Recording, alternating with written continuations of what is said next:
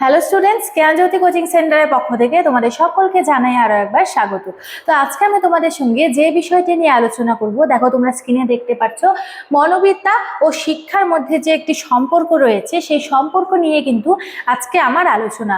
তো আলোচনা শুরু করার আগে তোমাদের একটি গুরুত্বপূর্ণ ইনফরমেশন দিয়ে রাখি। দেখো এখানে কি রয়েছে, এখানে কিন্তু তোমাদের কোর্স ডিটেলস কিন্তু দেওয়া রয়েছে। ঠিক আছে, তোমরা যারা যারা বাঁকুড়া ইউনিভার্সিটি অধীনস্থ বিভিন্ন কলেজগুলিতে 4th সেমিস্টার মেজর এডুকেশন নিয়ে পড়াশোনা করছো, তোমাদের জন্য কিন্তু মেজর কোর্স ফি রাখা হয়েছে 1199 টাকা।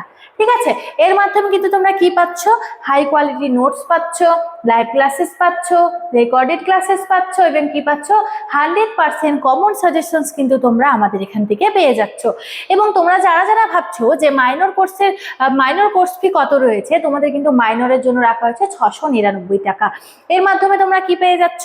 এর মাধ্যমে তোমরা 100% কমন সাজেশনস কিন্তু পেয়ে যাচ্ছ এবং যাবতীয় নোটসপত্র কিন্তু আমাদের সেন্টার থেকে তোমাদের প্রোভাইড করা হবে।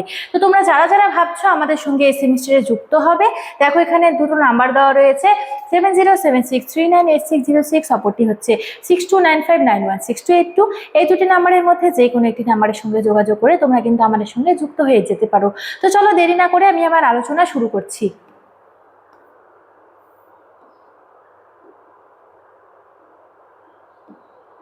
দেখো প্রথমে যে বিষয়বস্তুটি রয়েছে সেটা হচ্ছে আমরা দেখব, দেখো শিক্ষা মনোবিদ্যার বিষয়বস্তু পর্যালোচনা করলে মনোবিদ্যার সঙ্গে শিক্ষার সম্পর্ক উপলব্ধি করা যায়।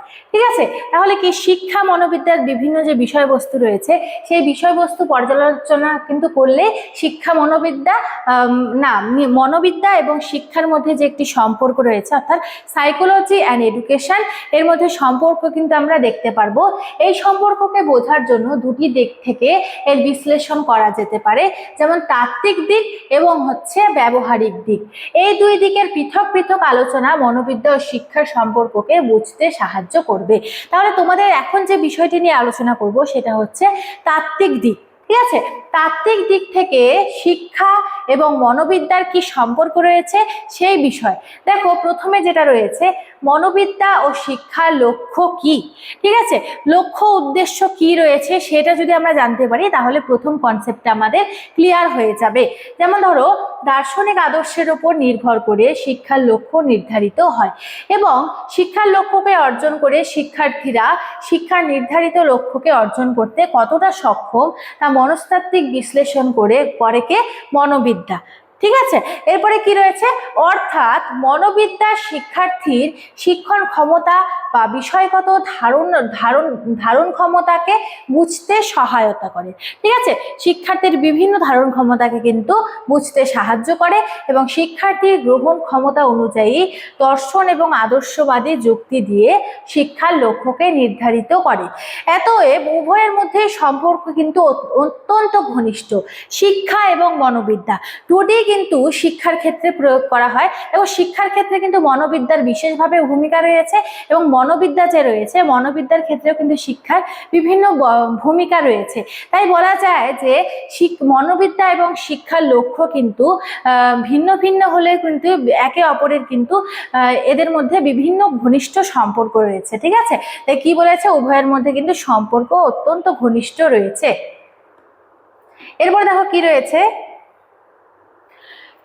দ্বিতীয়, মনোবিদ্যা ও শিক্ষার উদ্দেশ্য কি এই বিষয় নিয়ে আলোচনা করছি।